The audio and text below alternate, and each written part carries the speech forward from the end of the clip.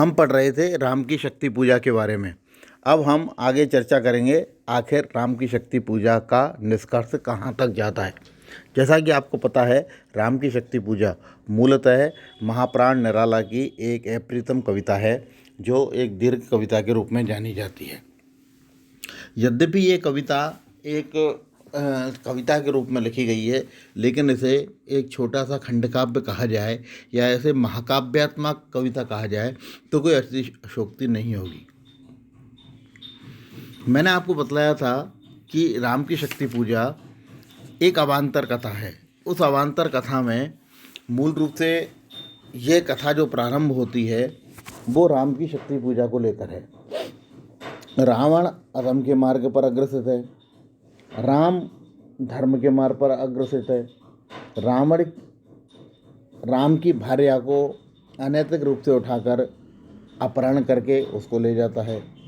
राम अपनी पत्नी को प्राप्त करने के लिए लंका पर चढ़ाई करने के लिए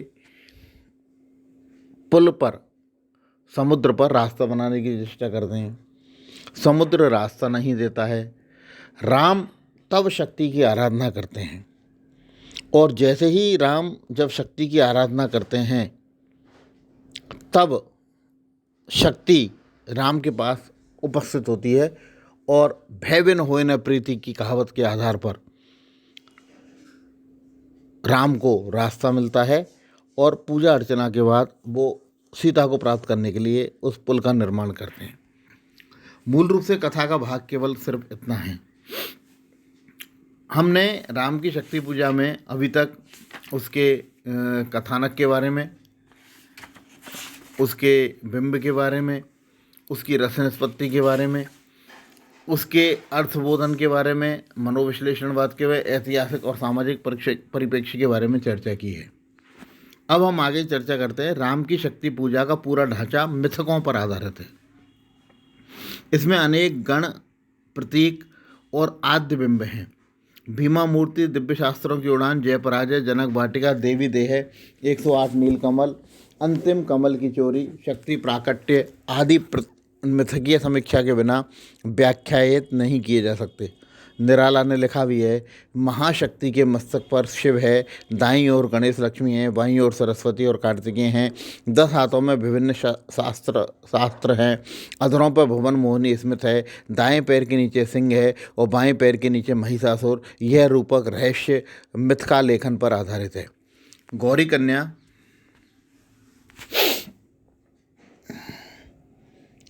और भीमा मूर्ति लौकिक और लोकोत्तर छवि शक्ति का मिथक प्रतीक है। शिविर में अर्धरात्रि के समय जलती हुई मशाल, कैलाश पर शिव शक्ति का युग्म, अंजना का रूपांतरण, ये सब मिथकीय समीक्षा के विषय हैं। इन सूक्ष्म इंगितों को सघन संवेदना द्वारा ही ग्रहण किया जा सकता है। निराला जितने आधुनिक थे उतने ही परंपरावादी भी हैं। यह कविता इस कथन का प्रमाण है।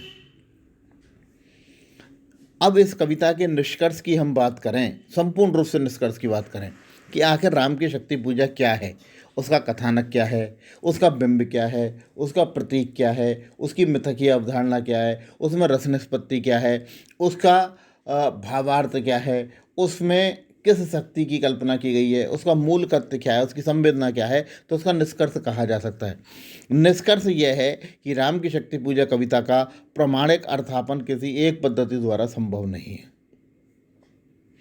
यथा प्रसंग अलग अलग उपकरणों उपादानों की आवश्यकता होगी। प्रमुख शर्त यह है कि हम कविता की राह से गुजरते हुए कवि विवक्षा तक पहुँचते हैं। कवि की संवेदना का साक्षात्कार और उनके विभाजन व्यापार का विश्लेषण सौंदर्य शास्त्रीय समीक्षा के माध्यम से बेहतर ढंग से किया जा सकता है। निराला ने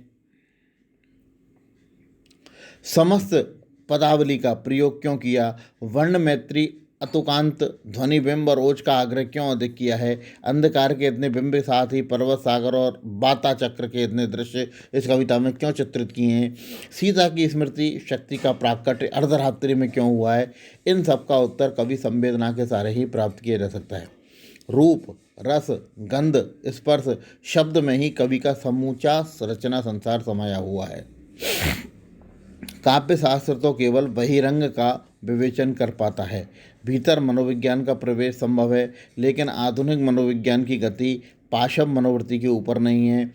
महत्तर मानव, अति मानव, लोकोत्तर मानव, मनुष्य की आदि देवता, सत्ता आदि की अवधारणा के अभाव में शक्ति पूजा को हृदयगम नहीं किया जा सकता।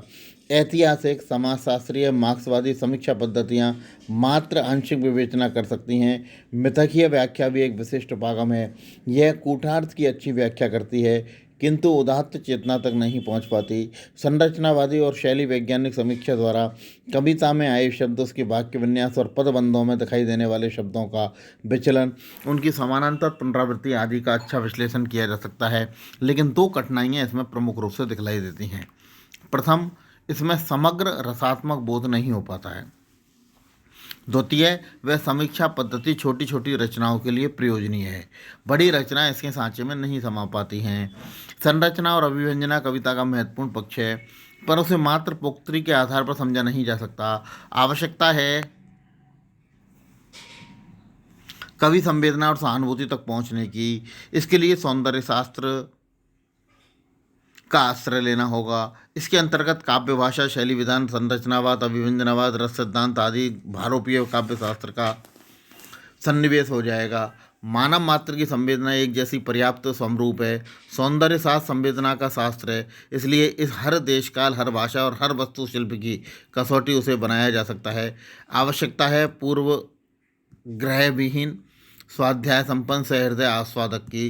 प्रबल रुचि, संकीर्ण मतवाद, कूटवाद आदि कारण इस कविता का अर्थ संपन्न भाव प्रकट नहीं होने दे पाते हैं। इसके लिए कविता का अक्षरशः विवेचन करना होगा, प्राचीन भाष्य परंपरा का उपयोग करना बेहतर होगा, और जहाँ तक संभव है विभिन्न समीक्षा प्रणालियों का आनुपातिक समन्वय करके समेकित समीक्षा पद्धति बना ली जाए तो राम की शक्ति पूजा की प्रमाणिक जानकारी हमें मिल सकेगी।